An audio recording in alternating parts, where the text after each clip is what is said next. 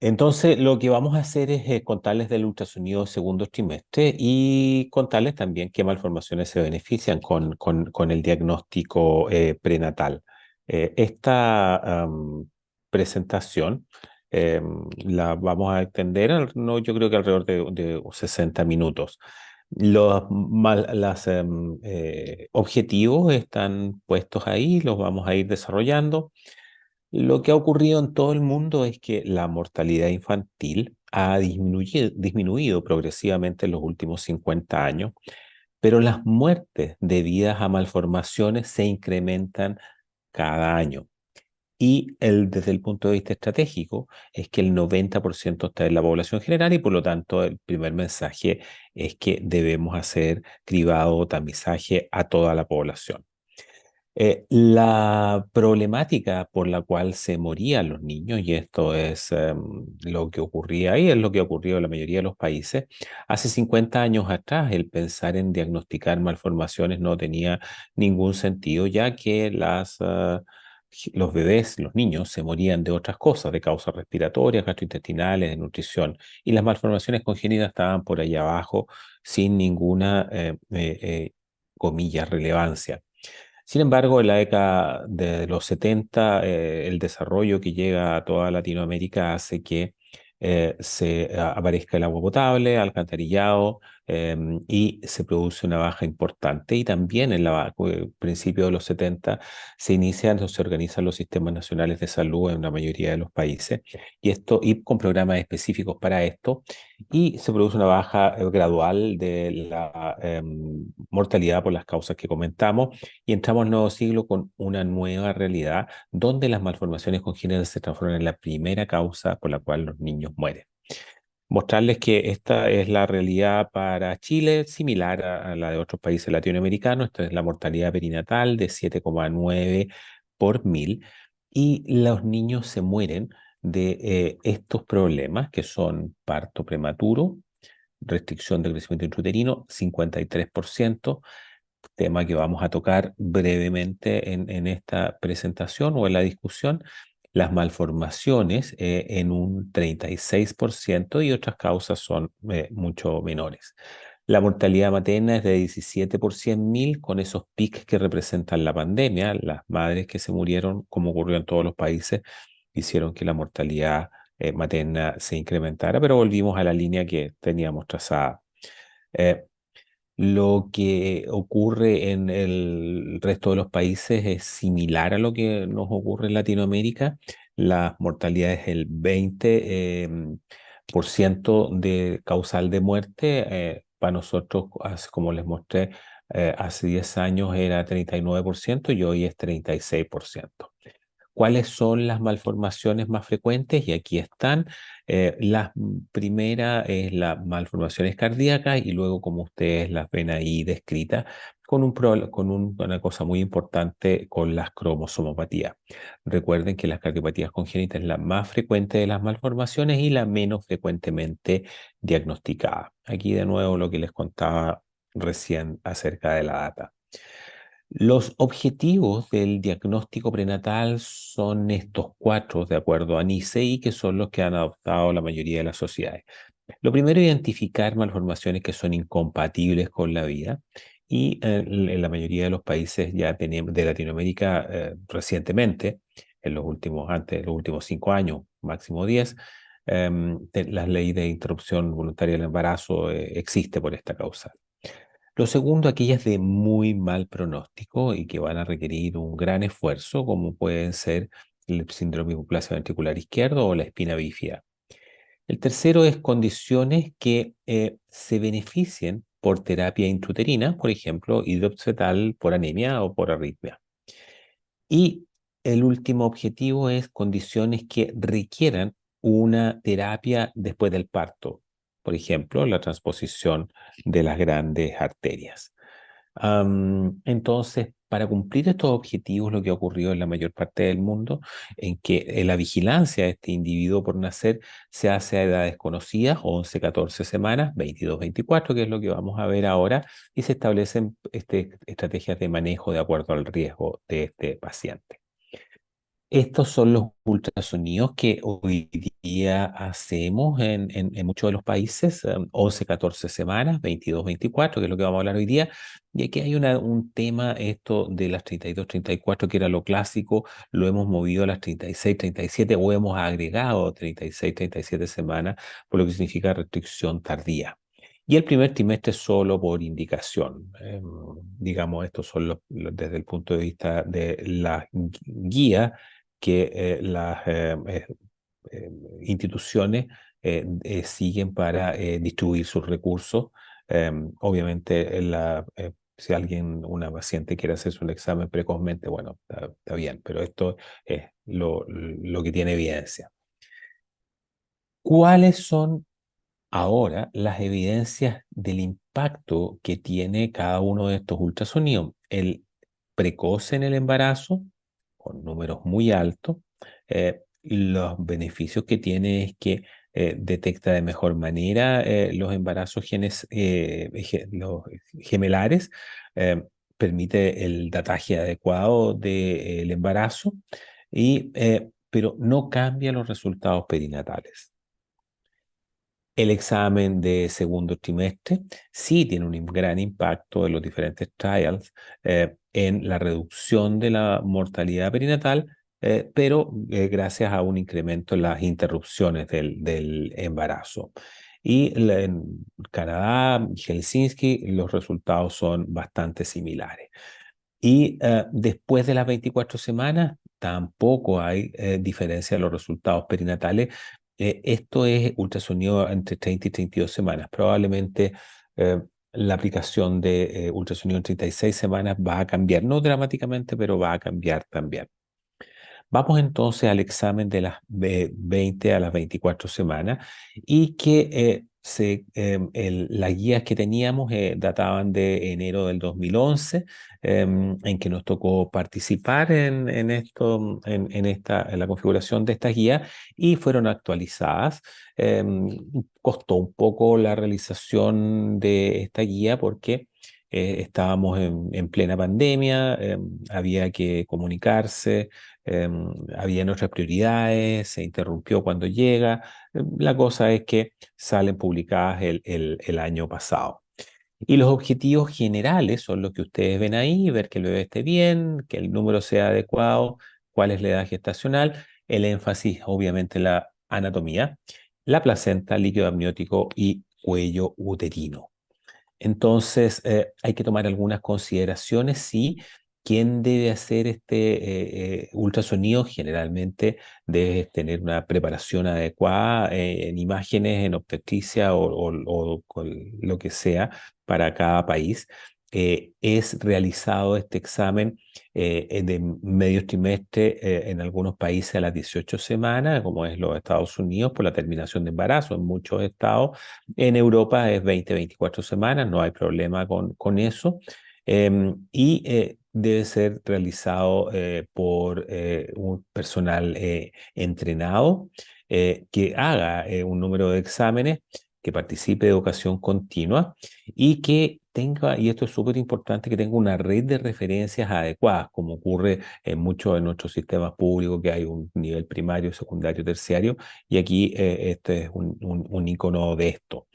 Y lo ideal es que haya un monitoreo, ojalá auditoría de cómo lo está haciendo. Básicamente, si uno hace 1000 ultrasonidos al año y no está diagnosticando malformaciones, está bien, las malformaciones nada tiene una sensibilidad de 100%, pero si usted es uno de los que nunca eh, hace diagnóstico de malformaciones, bueno, algo está pasando, tiene que repasar, estudiar o cambiar el foco dentro de la especialidad.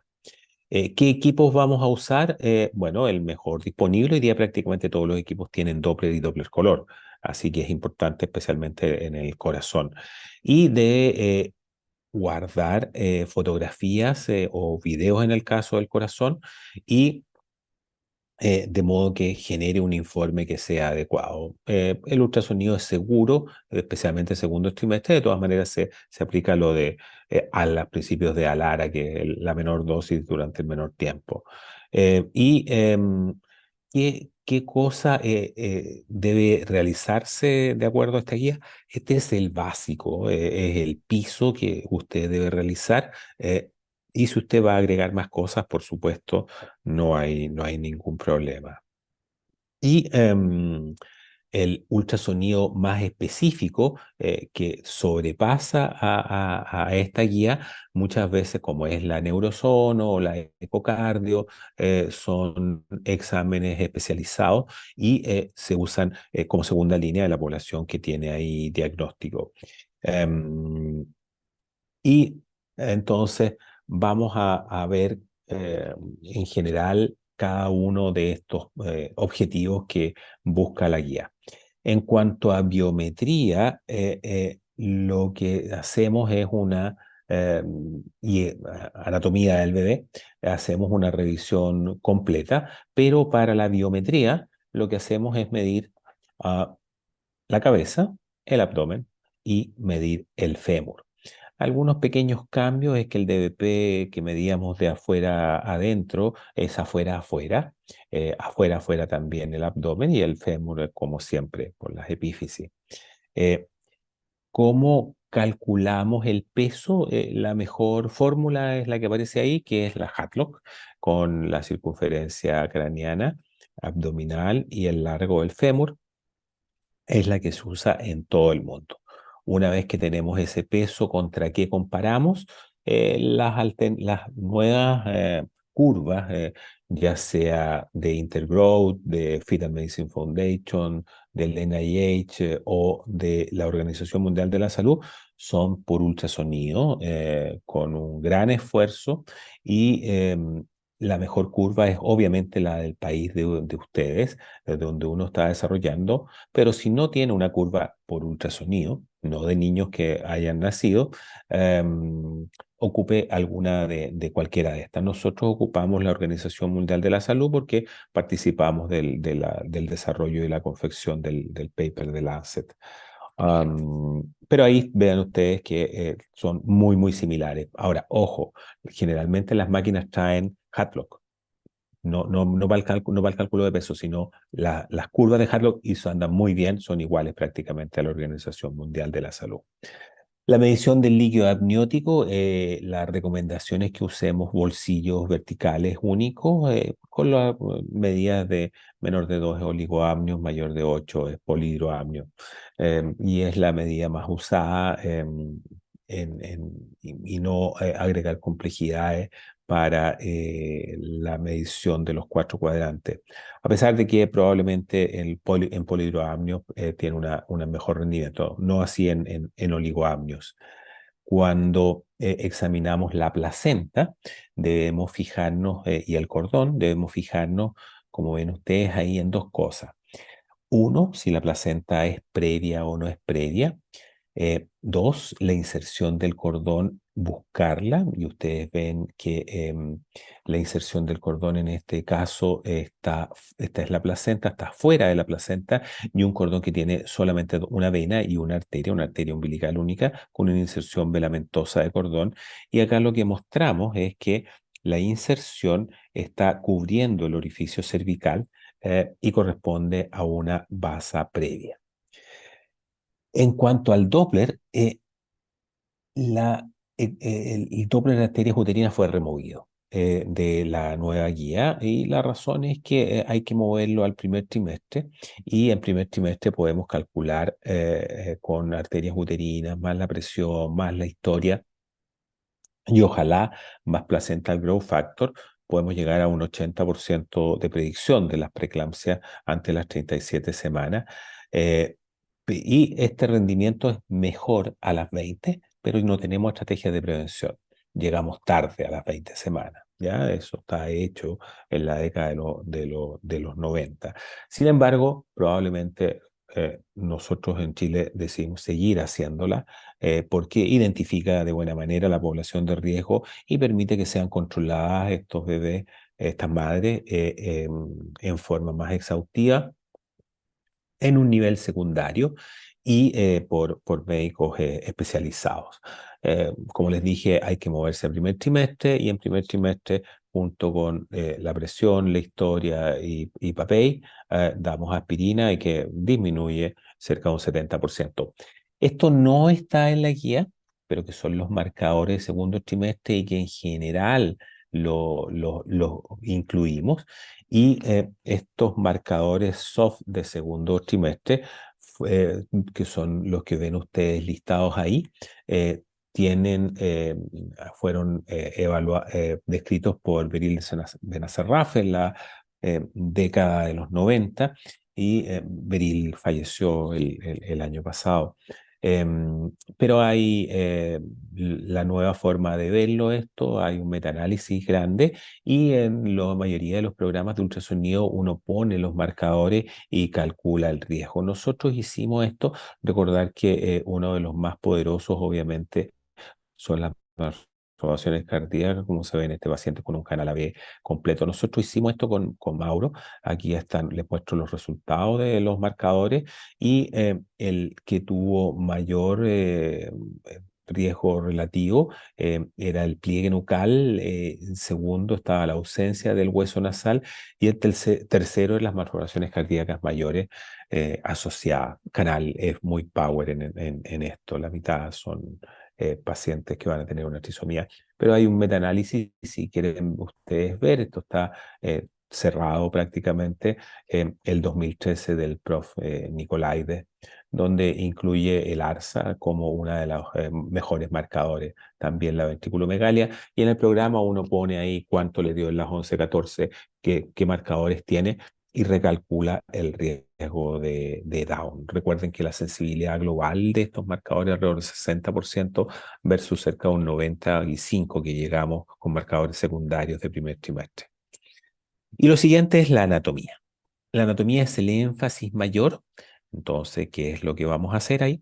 El Doppler de las uterinas que continúa y la medición del cervix. Y aquí muy rápidamente recordar que en las pacientes en la medición del cervix está incluido por primera vez en esta guía y la medición del cervix permite identificar a la población de riesgo de parto prematuro cuando el cuello está por abajo de los 25 milímetros, em,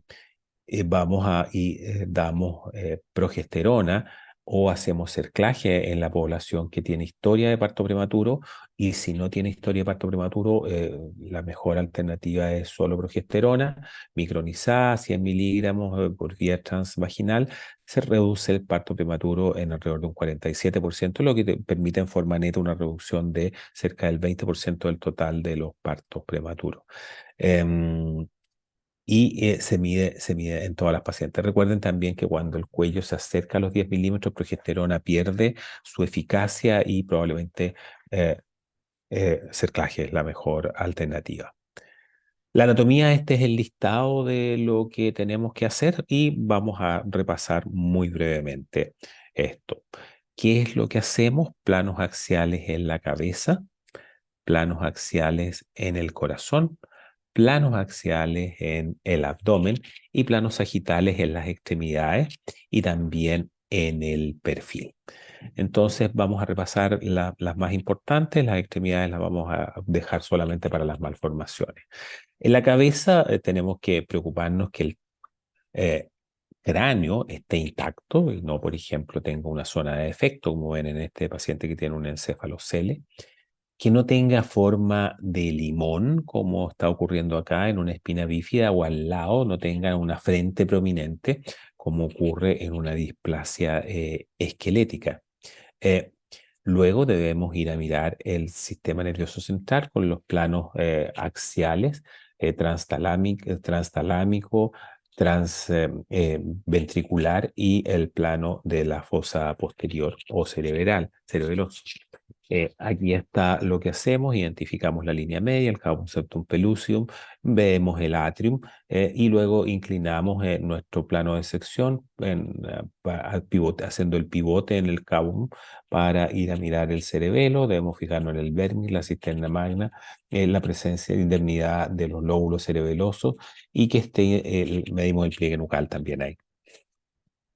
Recuerden que la medición del atrium se describía que era en el glomus, pero ahora lo hacemos frente a la cisura parieto-occipital, ya que cuando hay dilatación, el glomus se mueve hacia cualquier lado. El límite son 10 milímetros y no varía con la edad gestacional. Luego vamos hacia la fosa posterior, medimos el cerebelo y la cisterna magna. El cerebelo, recuerden que su medida en milímetros es equivalente a la edad gestacional en semanas. ¿Cuáles son las limitaciones de esto? Una limitación grande, que es la invisibilidad prácticamente por efecto del ultrasonido del lóbulo proximal, pero especialmente las estructuras de la línea media no las vemos. Entonces, ¿cuál es también aquí el mensaje en esta examen del trimestre medio, pero también en las guías de neurosono que también fueron actualizadas? Muévase hacia el primer trimestre y ustedes ven que podemos tener los símiles del transventricular, del transcerebelar, y ustedes pueden ver el cerebelo ahí después de las 12 semanas, y también pueden generar planos intermedios donde vamos a ver aquí los pedúnculos cerebrales, parte del cuarto ventrículo que se ve aquí de mejor manera, y vemos también el cerebelo, y se pueden diagnosticar malformaciones también en el primer trimestre. Esta es la neurosono en un examen de las 12 semanas. Doppler color tiene indicaciones restringidas, no lo usamos en el tamizaje, y sí para algunas lesiones, como vamos a ver más adelante. Debemos visualizar la columna, si bien forma parte del sistema nervioso central, uno la revisa, digamos, en el abdomen. ¿Cuándo hacemos neurosono? Cuando sospechamos alguna malformación, cuando hay malformaciones cardíacas. Recuerden que especialmente transposición y también en bebés con hipoplasia ventricular izquierda, 20-30% van a tener malformaciones del sistema nervioso central asociados. Por lo tanto, es una indicación de neurosono directa. La neurosono se hace en planos coronales y en planos sagitales, y los planos sagitales vemos las estructuras de la línea media. Ahí vemos el cavum, septum pellucidum, el cuerpo calloso con todas sus porciones, y el vértex del cerebelo aquí atrás. Em, la resonancia tiene un poco las mismas indicaciones. Aquí no es elija uno u otra, sino lo vamos a excomulgar del ultrasonido si usted hace resonancia. No, son exámenes absolutamente complementarios. Nosotros llevamos 20 años haciendo resonancias fetales. Hay una gran experiencia ya acumulada y tenemos muy manga ancha. Prácticamente a todo tipo de malformaciones les hacemos resonancia. Eh, en cara y cuello, ¿qué es lo que debemos mirar? El perfil, el hueso de la nariz, miramos el edema prenasal, vemos también el plano transorbital, y aquí nos movemos de las órbitas al plano de la maxilar superior y la boca, pero eso no es obligatorio. El de las órbitas sí. Y vemos en un plano coronal la punta de la nariz, las narinas, y la boca, que nos descarta defectos labiopalatinos.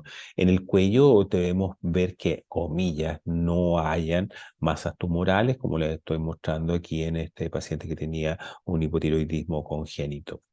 En el tórax vamos a visualizar el corazón, en términos generales, un tercio, ángulo de 40, el eje de 45 grados. Lo que está alrededor son los pulmones. Vemos y observamos también en el plano sagital del tórax, vemos también la indemnidad de la interfase que corresponde a los diafragmas y que nos separa la cavidad torácica de la abdominal. Para mirar el corazón, lo que hacemos, y recuerden que las guías las publicamos ahora en el 2023, en julio. Esto corresponde a las imágenes de la nueva guía, que son planos transversos ascendentes sucesivos que parten en las cuatro cámaras, parten el abdomen, perdón, el estómago a la izquierda, la aorta y la cava inferior. Luego subimos a las cuatro cámaras de tamaño similar, aurículas, ventrículos. El lado derecho, recuerden, tiene la banda moderadora y es anterior. La tricúspide más apical que la mitral y el flap del foramen ovale abre derecha e izquierda. Sube un par de milímetros y vamos a tener el tracto de salida de la aorta, la válvula que aparece y desaparece, y entrecruzando el tracto de salida derecho con la válvula pulmonar, la arteria pulmonar principal y sus ramas. Y finalmente tres vasos y tres vasos tráquea que tienen un tamaño similar, tienen un sentido del flujo similar y un ordenamiento que es siempre pulmonar, aorta, cava superior y tráquea. El orden, el número y el sentido del flujo nos ayuda a la normalidad, pero también al diagnóstico de malformaciones. Muy brevemente, el corazón entonces, abdomen, ocupar siempre doble color, está en las nuevas guías, cuatro cámaras, ver ahí las venas pulmonares, se fijan que se ven muy fácilmente con los nuevos sistemas. Eh, Luego el tracto de salida de la aorta en rojo y luego nos movemos hacia la pulmonar, tres vasos, eh, y para llegar finalmente a tres vasos tráquea. Eh, Me moví aquí un poco. Y aquí tenemos tres vasos que tienen tamaño similar y el sentido es similar. La tráquea está abajo de la cava, atrás de la cava, y no entre la aorta y la pulmonar, que corresponde a arco aórtico derecho. Nuevamente, las guías de cardio y también estas guías sugieren movernos hacia el examen de las 11-14 semanas, y es una ecocardio que tamizaje de corazón, no es diagnóstico. Esto es más bien para, digamos, diagnosticar normalidad o identificar anormalidad. Vemos las cuatro cámaras entre rojo y azul, y en azul la pulmonar, la más grande, y la aorta, la más pequeña. Eh, Veamos ahora, tomando en cuenta los objetivos del diagnóstico prenatal, veamos quiénes se benefician. Lo primero es la familia, para aconsejarlos adecuadamente. Y lo que tenemos que estar preparados es para responder estas preguntas. ¿Está seguro de que mi bebé tiene una malformación? Aquí la recomendación es, si ustedes tienen claro el diagnóstico, siempre decirle a la paciente, pero vamos a realizar un examen o una resonancia o un ecocardio una vez que el bebé nazca, y vamos a confirmar el diagnóstico. Frente a la pregunta de si es severa la malformación, no hay que minimizar ni empezar con términos coloquiales. Mira que lo que tiene es una masita chiquitita en el pulmón. No, no, tiene un tumor, una masa en el pulmón, que las alternativas son A, B y C. No minimizarlo. ¿Tiene otro problema? Recuerden que una malformación tiene más probabilidades de que el bebé tenga una segunda, una tercera, y cuando ya son más de tres, la probabilidad de que se una neoploidía asociada es mucho más alta, y la aparición de más malformaciones empeora el pronóstico, obviamente. ¿Morirá en útero el bebé o morirá después de nacer? Y aquí a veces son preguntas difíciles de responder, pero para cada sistema malformativo, para cada sistema, los pronósticos y para cada malformación son diferentes. Aquí aparece cirugía cardíaca, pero puede ser para cualquier cosa. Va a requerir una cirugía, dos cirugías, tres cirugías. Después de esto tendrá una vida normal. Y lo que inevitablemente cada vez más se pregunta es el riesgo para el próximo embarazo. Y aquí la medicina de precisión, identificar no solamente enfermedades cromosómicas, sino también enfermedades génicas de single gene, de gen único, es lo que hoy día hay que hacer. Veamos ahora cuáles son las que son incompatibles con la vida y van a caer dentro de la legalidad en las interrupciones voluntarias del embarazo. La primera y la más frecuente, ¿cierto?, es la anencefalia, en que vamos a ver en el examen de las 11-14 a la ausencia de calota y en esta forma de casco romano, el encéfalo que pone esta cosa que se va moviendo, haciendo un efecto de goma de borrar, desaparece y lo tenemos en el segundo trimestre con la secuencia acránea anencefalia, como ven ustedes acá. En general es fácil de diagnosticar, esto debería ser 100% y no se nos debería pasar. La segunda es la holoprosencefalia alobar. Es posible diagnosticarla en el primer trimestre, pero obviamente en el segundo trimestre no se puede pasar de ninguna manera. Ahí los tálamos están fusionados, los plexos coroides fusionados, un ventrículo único sin estructuras de la línea media en un plano coronal. Estamos aquí. Em, Hay hipotelorismo asociado, generalmente defectos labiales medio, una fisura central, digamos, y lo que ya les mostré de esta imagen de panqueque en el cerebro. Algunas cosas más raras, pero que son igualmente incompatibles con la vida. Esto que les muestro es esta gran asimetría. Aquí está la línea media y este bebé lo que tiene es una hemimegalencefalia, tejido displástico.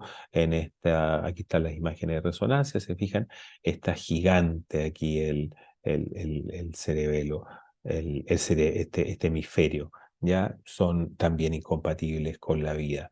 La pentalogía de Cantrell, ustedes ven que este bebé tiene un onfalocele y él tiene adentro de ese onfalocele tiene el corazón. Pero para esto necesito, además del onfalocele, tener un defecto pericárdico, diafragmático y también una malformación cardíaca asociada. Aquí una serie de 18 casos que comunicamos hace algún tiempo en la revista Blanca. El síndrome de tallo corporal o body stalk anomaly, donde probablemente hay una participación de el celoma extraembrionario, el bebé tiene un cordón muy corto, como ven ustedes al centro, se produce esta gran modificación, alteración de la columna, ustedes ven que las nalgas están por acá, al lado del hombro prácticamente, y grandes defectos de la columna y un defecto gigante del abdomen abierto completamente, la pared abdominal. Las agenesias renales son la otra alternativa. Aquí les estoy mostrando este bebé que no tiene riñones, pero hay líquido amniótico. Recuerden que el líquido amniótico proviene de las membranas y el cordón hasta las 17 semanas y después no. Eh, lo que vemos con doble color aorta ilíaca y no hay arterias renales. ¿Ya? Estas que están más arriba están las mesentéricas, esplénicas, entre otras. Se trata este bebé de una sirinomelia con el característico quiste ahí que tiene y los están fusionadas, como ven ustedes ahí, las extremidades inferiores. Lo mismo ocurre cuando tenemos un bebé con riñones poliquísticos de tipo infantil, en que son gran cantidad de pequeños quistes que hace que se vea ecogénico y a veces son tan grandes que, comillas, cuesta verlo. O sea, hay que hacer un poco zoom out de que este es un riñón y este es el otro riñón. Ocupan, como ven en la imagen de resonancia, prácticamente todo el abdomen. Y este otro bebé lo que tiene es también riñones poliquísticos que son bilaterales al centro, pero tienen además un encefalocele a la izquierda y, como ven ustedes, tiene un montón de dedos y que con una polidactilia que configura el síndrome de Meckel-Gruber.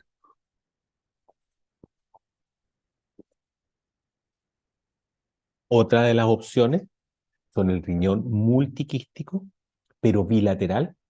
Son estas imágenes econegativas no confluentes.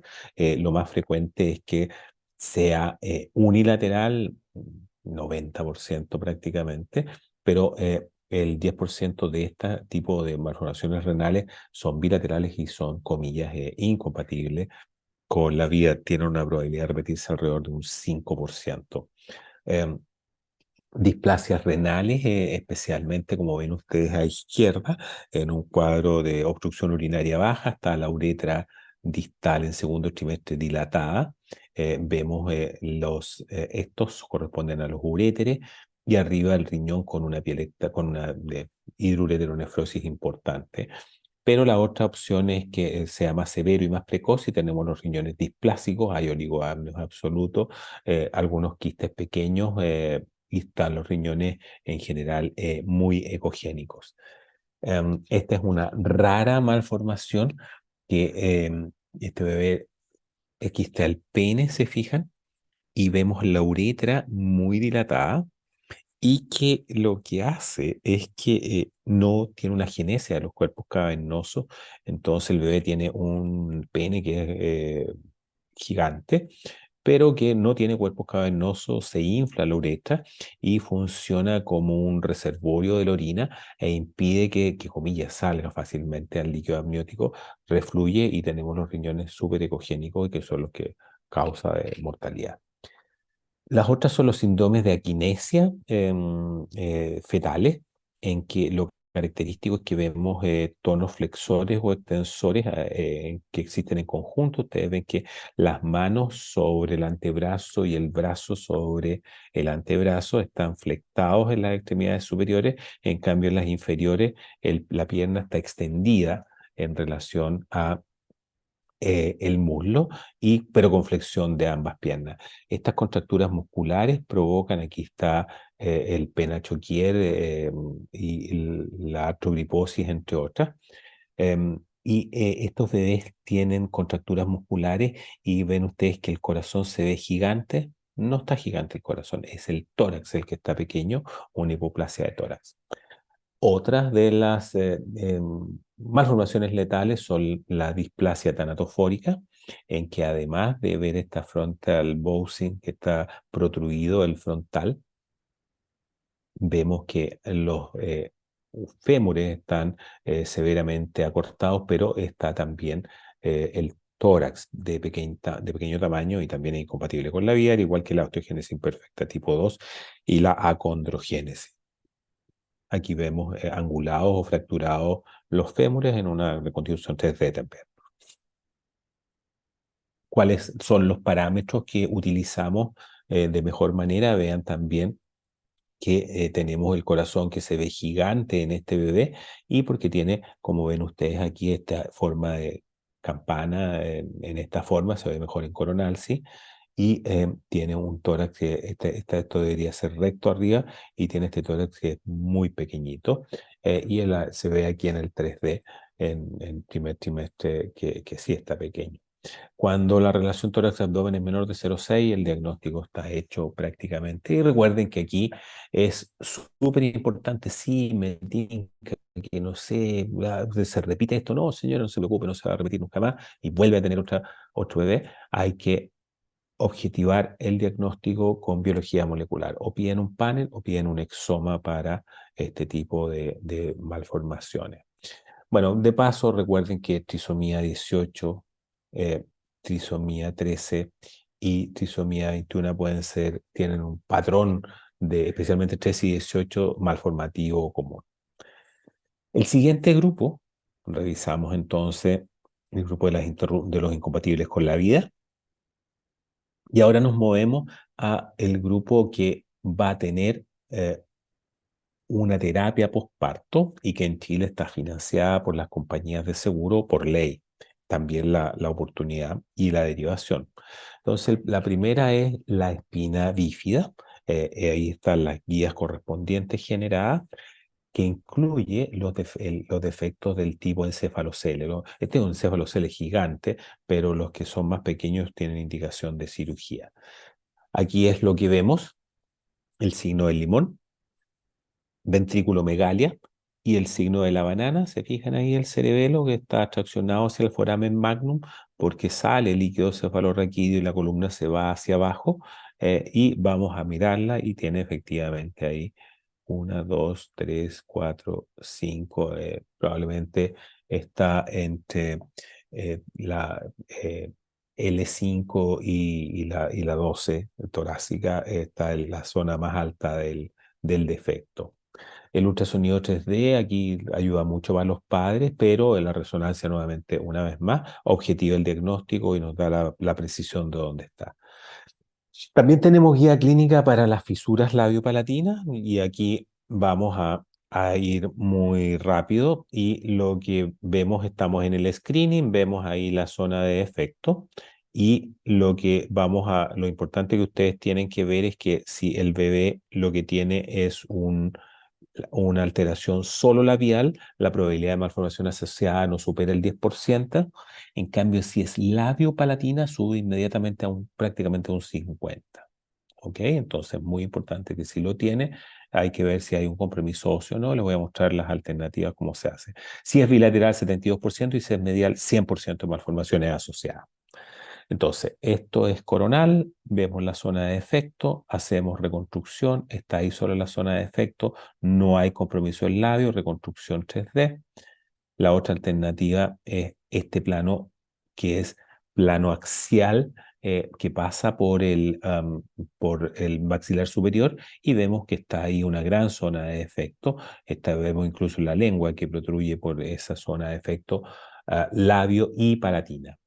La otra opción es este slice delgado y vemos aquí la zona de efecto del maxilar, en esta cosa de 3D. La bilateral, cuando lo vemos en perfil, vemos que está protruido, el proceso medio, y aparece este perfil muy, muy raro y que lo que tiene es un labio, una fisura labio-palatina que es bilateral. Y la medial, que ya se la habíamos mostrado, ¿cierto? Aquí está la reconstrucción 3D de un bebé con una trisomía 13. El siguiente punto corresponde a las cardiopatías congénitas operables en niños menores de 15 años. Y aquí recuerden que hay que hacer tamizaje a toda la población, planos transversos ascendentes sucesivos, van en frente a la sospecha, deriven a hacer un ecocardio. Y lo que interesa es identificar principalmente las ductus dependientes, las alteraciones del ritmo, donde las extrasístoles eh, son benignas, pero deben tener indicación de ecocardio cuando tienen, uno, si hay hidrops; dos, si hay periodos de taquicardia; y tres, si hay bradicardia asociada. Si no, solamente recomendaciones dietéticas. En las taquicardias está la taquicardia supraventricular y la fibrilación auricular. Este es una fibrilación auricular, una taquicardia, un flutter. Está con una frecuencia gigante, muy alta en la aurícula y menos frecuente en el ventrículo, con un bloqueo 2 por 1. La taquicardia supraventricular, la frecuencia es la misma en la aurícula y en el ventrículo, y son por reentrada, ambos, pero uno es una reentrada auricular, el flutter, y el otro es ventrículo auricular a través de haces para específico. Y los bloqueos, hoy día tenemos herramientas para el tratamiento de esto es la asociación o por sí sola digoxina, flecainide o sotalol. Los fetos con flutter y los hidrópicos van siempre a terapia mixta. Luego tenemos el bloqueo, que aquí lo importante es ver si es estructural o es inmunológico, y los pacientes con historia de alteraciones con bloqueo o que tienen anticuerpos positivos anti-RO y anti-LA, les damos hidroxicloroquina 400 miligramos diario, que disminuyen un 56% la posibilidad de bloqueo de acuerdo al trial patch. Entonces, las taquiarritmias, el resumen es que las taquicardias o los flates, cuando son intermitentes, y la función normal, se pueden observar. Si es permanente, definido como más de la mitad del tiempo del examen, sin hidrops, cualquiera de las alternativas, no tenemos claridad todavía cuál es la mejor. El trial termina este año, el trial se llama FAST.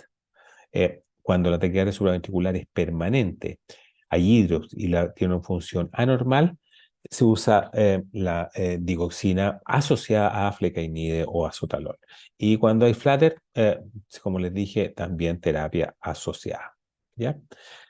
Aquí hay un caso de bloqueo, el ventrículo va muy lento, aquí tac, tac, tac. En cambio, la aurícula va acá, tac, tac, tac, y ninguna asociación, ninguna relación, una contracción auricular con una ventricular, y uno para que de repente dice, no, pero si lo veo justo, mira, está en 2 por 1, midan los PR. Ya los PR les permiten, no son aberrantes, digamos, no hay como no hay ninguna relación, caen al azar, entonces de repente va a tener un PR, qué sé yo, de 100 milisegundos, comillas normal, pero un minuto después va a tener un PR que, comillas, está súper prolongado y otras veces muy acortado, no hay ninguna relación.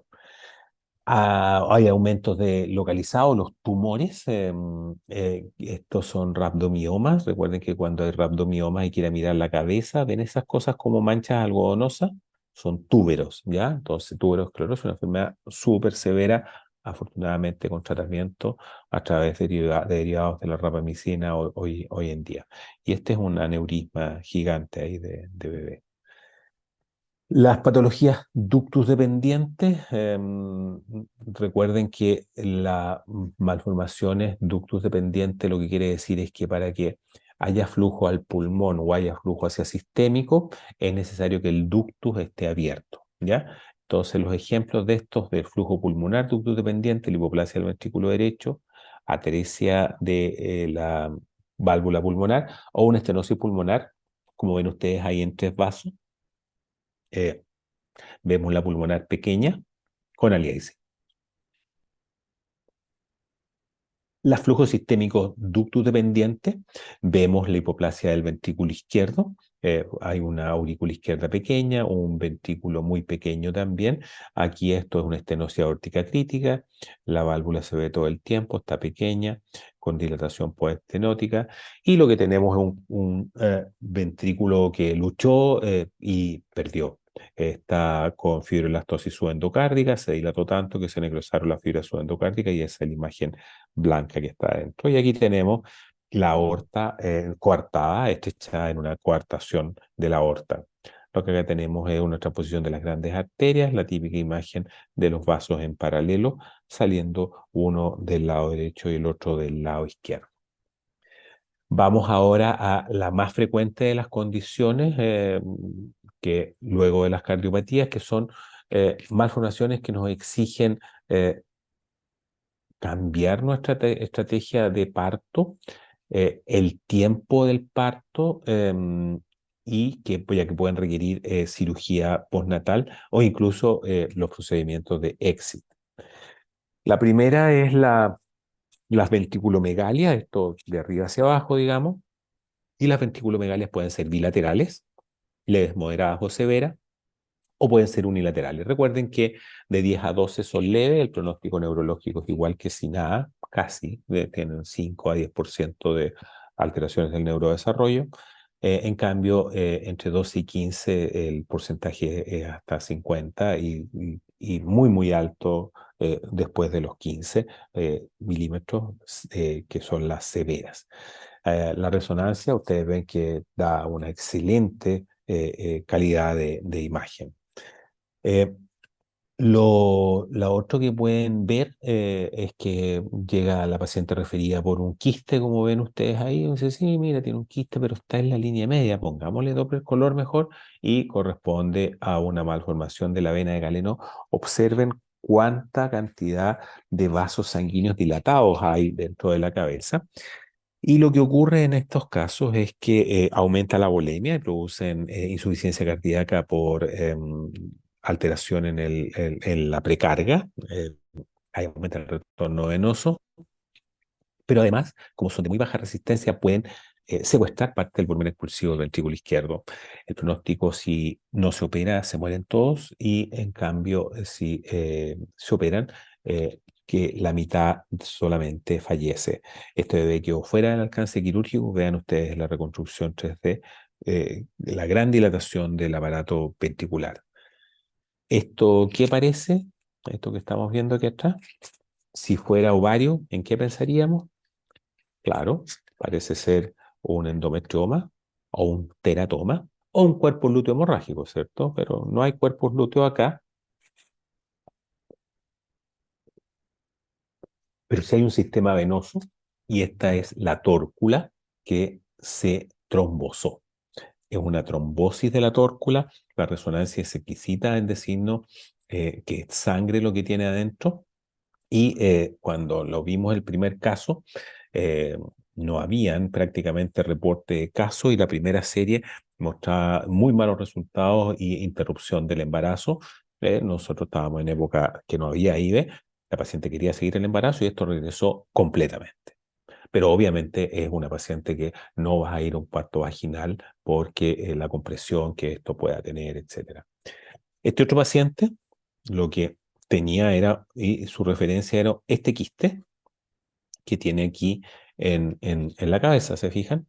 Entonces un quiste, ya sabíamos, no está en la línea media, así que no era una malformación de la vena de Galeno, pero le pusimos el Doppler color, y el Doppler color vemos que esta cosa, pelota se llenaba, era pulsátil, correspondía a la arteria cerebral media, y es un aneurisma de la cerebral media. Ahora, el único camino que tienen los aneurismas es, claro, romperse, y se rompió. Y fíjense cómo, comillas, estalló y destruyó prácticamente el cerebro de este bebé. No teníamos ninguna alternativa que ofrecerle y falleció días después del nacimiento. Las otras alternativas de esta ventriculomegalia se fijan que es muy sui generis por dos cosas. Uno, las paredes son refringentes y vemos que aquí arriba hay una cosa que flota y se mueve y corresponde a hemorragia cerebral. Algunas veces dan ventriculomegalia y nuevamente la resonancia nos ayuda a definir dónde y el grado de esta hemorragia. Las causas, por supuesto, traumáticas, infecciones, tumorales, pero lo que hay que identificar y que es una de las causas más frecuentes es que no tenga trombocitopenia aloinmune, ¿ya? Y cuando los casos que nosotros hemos tenido, los pacientes que no han querido interrumpir el embarazo y son trombocitopenia aloinmune, les damos gamma globulina hiperinmune. Aquí esto se lo puse para que vieran un bebé que fue interrupción. Este paciente venía, tiene aquí un poco más de 14 semanas, era como la séptima opinión que tenía, porque partió con una translucencia muy elevada y después la translucencia era no tan elevada y después, cuando llega a nosotros, desapareció. Pero desapareció entre comillas y lo que llamaba la atención es que los pulmones estaban muy ecogénicos, uno, tenía un perfil con este micrognatia, pero lo que era más importante es que en el ojo tenía una catarata, ¿se fijan? Entonces lo que hicimos fue eh, pedirle, hicimos una amniocentesis y PCR para todos los bichos. Entonces el infector nos dijo, a ver, ¿en qué están pensando? Mira, no tenemos claro el perfil, ¿qué es lo que tiene? Ok, rubiola, eso es rubiola congénita y eso fue el resultado, la PCR fue a interrupción fuera del país. En el cuello, pueden requerir exit. Este paciente lo que tiene es un gran bocio. Aquí está representado la cantidad de vasos sanguíneos. Le hicimos una cordocentesis y se trataba de un bocio hipotiroideo por estas fallas enzimáticas. Le da uno, se tratan eh, con hormonas tiroideas intramnióticas y andan muy bien, disminuyó muy rápidamente. Y este otro paciente lo que tiene es un teratoma, paciente de Pancho Guerra en Valdivia, que también requirió éxito. Eh, Luego llegamos a una patología bastante frecuente, que es uno de 3.000 a 4.000 bebés, y el diagnóstico lo hacemos porque vamos al tórax y, ups, el corazón está cambiado de lado y se está ocupado por una imagen econegativa que el de mi tórax izquierdo y está ocupado por el estómago en este caso. Entonces, aquí recuerden que la 30 hasta 50% de los casos pueden tener una neuploidía. En este caso, lo que el corazón está hacia la izquierda, está pegado a la pared, y esto que está aquí, fíjense de dónde vienen los vasos, vienen desde el hilo hepático, por lo tanto, esto es hígado y es una hernia diafragmática derecha. ¿Ok? Esta es izquierda, pero hicimos el mismo ejercicio, y este trocito aquí ecogénico que se ve no es pulmón, como ven ustedes, viene desde el hilo hepático y corresponde a hígado ascendido que impone un peor pronóstico. Sin embargo, la resonancia no tiene comparación, nos calcula los volúmenes pulmonares, nos dice qué órganos están arriba y si hay otras malformaciones asociadas, es una muy buena alternativa. ¿Qué cosas hacemos con estos niños? Esto, ponerles un balón. Lo hemos hecho sí, 4 o 5 casos con la ayuda de Fabio Peralta de Brasil. Y aquí está el balón que se pone y se saca por la semana 32, 34. Otras cosas que podemos ver y que desplazan el tórax es esta imagen ecogénica en el hemitórax y que corresponde a las malformaciones congénitas de la vía aérea. Nuevamente la resonancia nos ayuda con el diagnóstico. La MAC antigua MAC1, quistes de gran tamaño, por sobre los 2 centímetros, aquí está la imagen de resonancia. O una MAC 2 que hay quistes pequeños y otros que están bajo los 2 centímetros y tenemos este caso que está en falla cardíaca por compresión no compresión, desplazamiento del corazón y de los grandes vasos y estaba lleno de quistes y lo que hicimos fue esto, entrar con un láser y hacer ablación de todos estos quistes y magia, disminuyó el volumen pulmonar, se acabó el hidróxido en muy poquito rato. Pero no siempre es bueno, esta es otra malformación, es una malformación adenomatosa quística tipo 3 y que los vasos vienen, como ven ustedes, desde la arteria pulmonar. Vean ustedes el tamaño en la resonancia, hicimos una cosa parecida, fuimos a le dimos a los vasos sanguíneos, pero llegamos probablemente tarde, la alteración vascular de la oclusión de los vasos hizo que el bebé falleciera en las pocas horas postparto. Prácticamente la misma imagen ecogénica también, pero el vaso nutricio no viene de la pulmonar, viene de la aorta, secuestro. La verdad que no tiene gran importancia excepto para terapia. Si el bebé esta masa empieza a tener herido, hay que ir a hacer ablación y en los secuestros se hace ablación de ese vaso. Aquí están las imágenes de resonancia, aquí está el secuestro que era bien grande. A ver la flechita. No sale, pero bueno, está a la izquierda en la zona blanca y ven ustedes aquí en la arteriografía del recién nacido como el vaso viene desde la arteria aorta. En el abdomen, y aquí lo típico, no veo el estómago, no veo el estómago y de repente uno va, una paciente em, de un importante político, hijo de un importante político chileno, examen de las 11 semanas en otro centro, no veo el estómago. A las 18, a las 16 semanas no veo el estómago, a las 20 semanas no veo el estómago, a las 28 semanas sabe que parece que puede tener algún problema. Bueno, y llegó y tenía una atresia esofágica sin duda con un polidroamio muy importante. Recuerden que la asociación con aneuploidía es muy alta, exámenes invasivos es lo que hay que hacer en estos casos directamente guardando DNA. Por si sale normal y hay asociación con enfermedades monogénicas. La imagen de doble burbuja, también polidroamnios, atresia duodenal, también va a requerir cirugía neonatal precoz y tenemos aquí que las aneuploidías son también bastante altas. En este bebé vemos una cosa diferente, ¿cierto? Asas intestinales dilatadas con tránsito intestinal y corresponde a una obstrucción intestinal. Son en general de un buen pronóstico, son secundarias a atresia y menos a vólvulos o también a fibrosis quística. Esto que ven acá, esta paciente fue derivada por un tumor o una masa abdominal y la masa abdominal al verla tiene zonas ecogénicas, zonas dilatadas.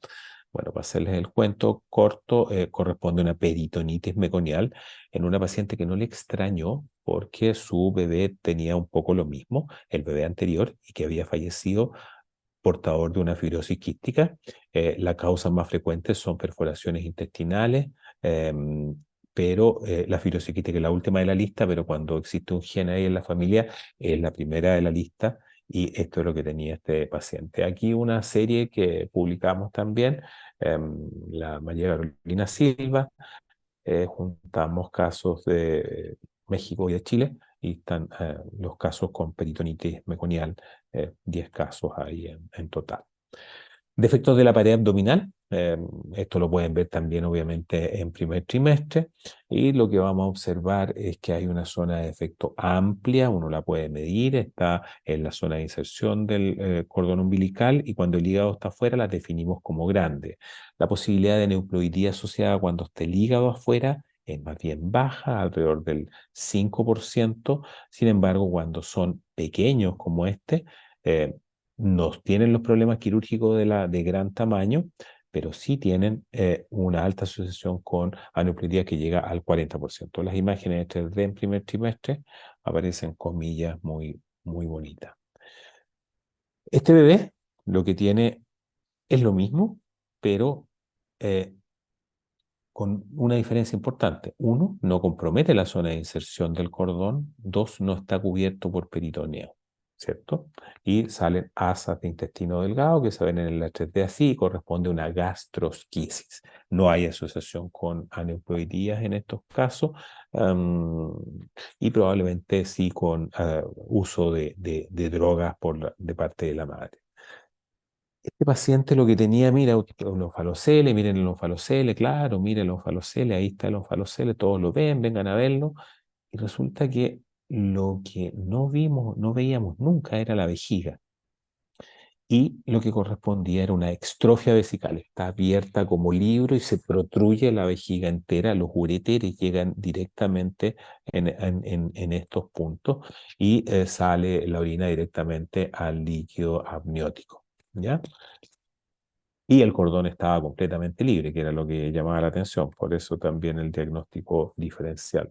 Y un par de cosas raras, este paciente lo que tiene es una masa aquí, como ustedes ven en la imagen de ultrasonido, y aquí también en la imagen de resonancia, que corresponde a una hernia inguinal y que está puesta ahí en el canal, esta imagen que eran asas intestinales.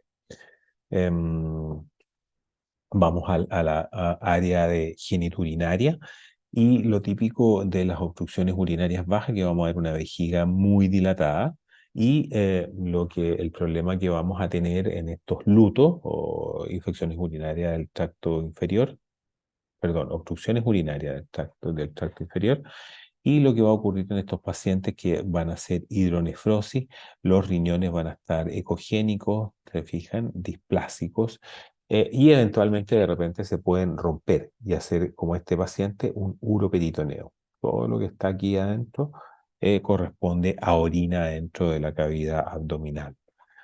Algunas variantes de esto, y vemos en este paciente con resonancia, em, lo que tiene es un urinoma, además de la megavejiga que está aquí, hay una colección de orina en uno de los riñones, pero además tiene un doble sistema pielocalizario en la primera imagen, ¿se fijan? Entonces es una obstrucción urinaria baja, pero con un paciente que tiene un doble sistema pielocaliciario más un urinoma. Dilataciones de la vía urinaria, pielectasis a la izquierda, una hidronefrosis, pero sin compromiso del uréter, por lo tanto al centro, que están los cálices ahí dilatados, y vemos la pelvis renal y los cálices dilatados, y probablemente la obstrucción está aquí, una estenosis entre la pelvis, pielo, y el uréter, ¿ya? Pielo ureteral. Y aquí en esta otra paciente lo que tenemos es un uréter dilatado gigante, y que corresponde a un megalouréter congénito. Este niño es un adolescente, ya está, le va muy bien. Sigue con su uréter grande, pero sin ningún impacto. Las imágenes de 3D pueden ser muy bonitas en estos casos de la estenosis pielureteral, y ustedes ven que se ve muy claro que está ahí, no está el uréter comprometido, y aquí está el megaluréter de la otra paciente. Doble sistema pielocaliciario a la izquierda, ¿se fijan? Y vemos aquí el uréter que se observa un poco dilatado y los pacientes con doble sistema con frecuencia tienen esto, que es un ureterocele, que es esta membrana que se dilata en la fusión con la vejiga. Ahí se ve la resonancia, se fija en el ureterocele y se puede ver muy bien. Este paciente lo que tiene es una imagen econegativa que está ubicada por arriba del riñón, en el sagital, se fijan, está posterior acá, en el axial, y en el sagital está por sobre el riñón, y que corresponde a un neuroblastoma, ¿ya? Son de un pronóstico un poquito incierto, pero en general bastante benigno. Se pueden complicar y aparecer ecogénicos. Esta es otra paciente que tiene una imagen ecogénica en la pared posterior y el diagnóstico también, bueno, no será un neuroblastoma hasta que pusimos el doble color y tenía un vaso que venía desde acá, listo, un secuestro extralobar. Quistes del ovario, simples. Lo que marca aquí quién es la vejiga es el doble color de las arterias uterinas y en uno de los anexos a esto puede ser doble, más chico, más grande, con resonancia. Eh, y esta paciente llegó derivada por una megavejiga.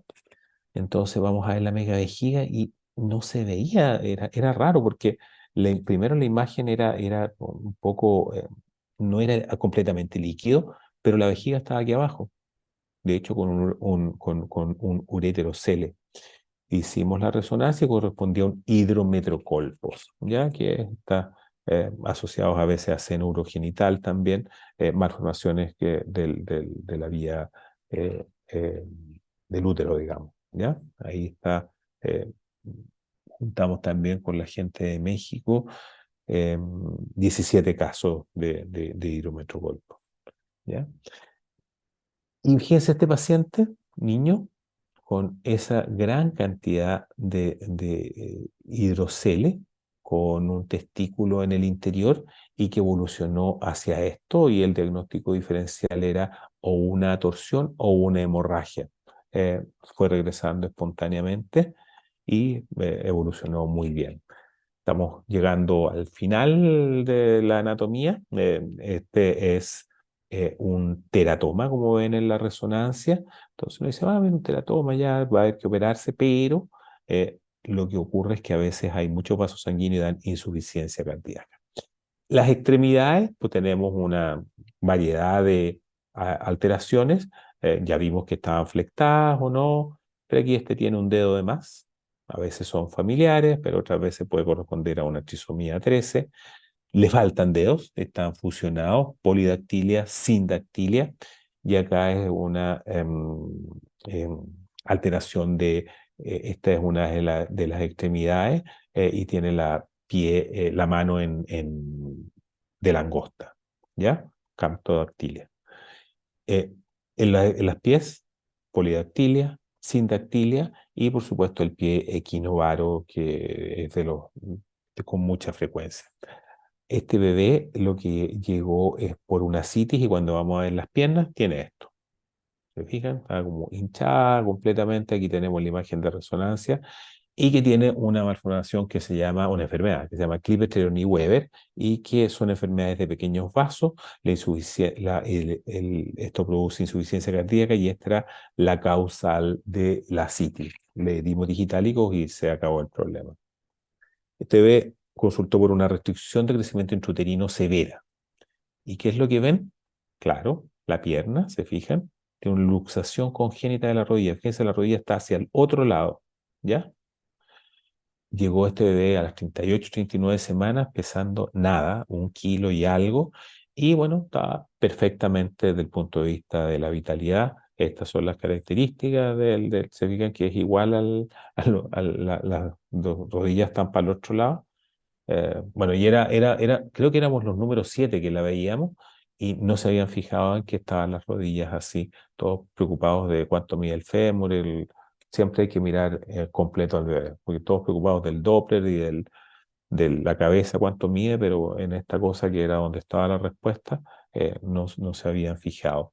Llegamos a la placenta y vemos esta imagen ecogénica, mixta, prendemos el Doppler color y está lleno de vasos sanguíneos y que como son muchos producen hipervolemia, aumento del retorno venoso, dilatación de la aurícula derecha y ventrículo derecho, se dilata el anillo de la tricúspide y se produce rápidamente insuficiencia tricúspide. ¿Y esta placenta qué les parece? Llena de hoyos la verdad asusta harto cuando uno la ve y correspondía a displasia mesenquimal, que es esta displasia de la placenta que se asocia a amartomas, que son estos tumores que comenzaron a crecer en este bebé de gran tamaño que comprimieron la vena umbilical y terminó el embarazo alrededor de la semana 20. Son de muy mal pronóstico, asociadas a preeclampsia súper severa. Y la que ya vimos, la inserción velamentosa del cordón y la basa previa en el cordón umbilical. Recuerden que también pueden ver nudos y entrecruzamientos como patología del cordón.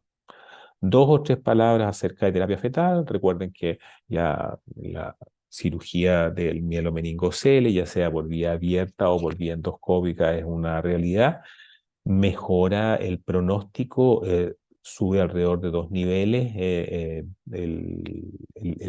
poscirugía eh, comparado con los no operados, no es que sean niños sanos, tienen mejor recuperación, pero no son necesariamente niños sanos. Y de 60% de necesidad de válvula baja a menos del 30 o 10%. La otra que ya vimos, ¿cierto? El balón está puesto ahí. Aquí está la boca. El bebé siempre debe estar en podálica. El endoscopio es curvo. Se comilla, se entra a la tráquea directamente y se deposita en la carina el baloncito que van a ver ahí. Se infla desde afuera. Procedimiento que nos maravilló el Fabio Peralta en el primer caso, que se demoró 2 minutos en hacerlo. Posición adecuado y lista la cirugía. Se acabó. Terapias fetales percutáneas. Está ahí puesto la aguja para esta MAC2. Aquí está puesto en una estenosis aórtica un balón de dilatación de la estenosis aórtica crítica. Lo que estamos haciendo acá es un shunt, ¿ya? Recuerden que las vejigas y esto es algo que tienen que tener en cuenta, que cuando miden menos de 15 milímetros, menos de 15, más de 7 y menos de 15 en primer trimestre, resuelven el 90%, solamente el 10% continúa, pero el 25% son aneuploides. En cambio, cuando es más de 15, 100%, siempre hay casos que regresan, pero el 100% teóricamente, y la asociación con aneuploidía es 10%, ¿ya? Hay que tenerlo en cuenta eso. Y les voy a contar de este caso reciente. Ven ustedes la fecha, es un embarazo en curso y consulto una segunda opinión por este quiste abdominal. Entonces, la forma del enfrentamiento es, bueno, uno describir, entonces lo que llama es una imagen econegativa que está en el abdomen y que tenemos y que tiene adentro un tabique que aparentemente no es posterior, y la vejiga está ahí, como ustedes ven. Entonces, este es el listado de cosas que puede ser. Entonces, el descarte comienza con, no es la vejiga, sino que la vejiga está aquí abajo, se ve la vejiga ahí abajo, por lo tanto, no es vejiga. 2, es hombre, por lo tanto, no es un ovario. 3, no es renal, los riñones están indemnes. Coledoco no tiene el tamaño, duplicación intestinal ni el tamaño ni la forma, quistes hepáticos esplénicos tampoco, va a resonancia y además, no sé si lo alcanzan a ver, pero además de la imagen que vimos en el interior del tabique, hay otros que son más finos y linfangioma es la primera opción. Estamos ahí puncionándolo porque siguió creciendo y estaba comprimiendo con riesgo de hipoplasia pulmonar. Lo pinchamos y resolvió completamente, era un linfangioma. Este otro paciente, el brazo está como Popeye, ¿se fijan? Ahí está la reconstrucción. Y lo que tenía era una banda amniótica, ahí está la imagen endoscópica, donde está la banda. Ese es el sitio donde está la banda comprimiendo, con edema para un lado, con edema para el otro, Y esta es la banda amniótica. Esa que vieron ahí al final es la imagen de la banda, que es como una cuerda de guitarra que está ahí en el bebé. Las conclusiones entonces, luego de, o la utilidad primero, el tamizaje de ultrasonido nos permite identificar alrededor del 70% de las malformaciones. Y siempre fíjense en esto, la prevalencia de malformaciones en tamizaje no debe ser el 2%, porque si no, como nosotros que estamos muy orgullosos de nuestros resultados, es porque somos, sigue un 6% porque somos centro de derivación. No es población general. Entonces, la paciente que viene con la sospecha por una segunda opinión, obviamente sería el colmo que no la diagnosticáramos, y no es válido. Pero esto es lo que Eurofetus hace 70% aproximadamente. La de menor, digamos, de menor sensibilidad o eficacia en el diagnóstico prenatal son las cardíacas. Un trabajo de ingreso del Rogelio de hace ya 20 años, pero mostraba que en ese tiempo la cobertura del ultrasonido era 76, 77%, hoy día es prácticamente 100%, yo creo, o muy cercano en casi todos los países. Si no se la hizo ahí, se pagó por ir a mirarse la carita, pero alguien le hizo ultrasonido. La sensibilidad del ultrasonido era 50%, estos fueron niños hospitalizados en unidad de tratamiento intensivo, en un hospital de referencia, qué había pasado con el ultrasonido de las malformaciones que ellos tenían.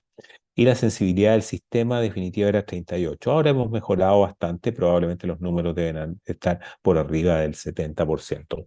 Esto es lo que ocurre en el J. Aguirre con el solo ultrasonido de 24 semanas. Tenemos una sensibilidad alrededor del 64%. ¿Cuáles son los números internacionales? Primer trimestre, 27, segundo trimestre, 53 y tercer trimestre, 13% de malformaciones. Hay un 4% que se pasan, pero, y esto es importante, en los números de pacientes que tienen malformaciones que se descubren en el tercer trimestre es alto. Por lo tanto, esta denominación de ecos de crecimiento, en donde solamente la miden y chao, nos vamos, hay un 8 o 10% de las totales de las malformaciones que, si ustedes las buscan, las van a encontrar ahí en el tercer trimestre. Las conclusiones son: la ecografía del primer trimestre no cambia los resultados perinatales, la del segundo sí, pero aumenta gracias a las interrupciones. Tercer trimestre no los cambia, pero el grupo de malformaciones hay varios casos especiales en que se mejora el pronóstico gracias al diagnóstico prenatal. Entonces, el ejemplo clásico aquí es las cardiopatías congénitas ductodependientes. Si ustedes las diagnostican, derivan y nace a las semanas adecuadas, ojalá 39, en el sitio adecuado, hospital con cardiólogo y ojalá cardiólogo intervencionista, significativamente mejora la morbilidad, la mortalidad y los días de neo.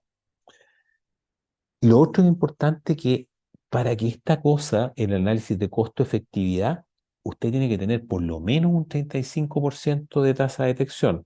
Si es menos, no sirve el sistema. Es un examen que es operador dependiente, pero el nivel de detección de los equipos debe ser 35%. Por eso es súper importante los sistemas de auditoría y ver en qué se está fallando y reforzar esa estrategia.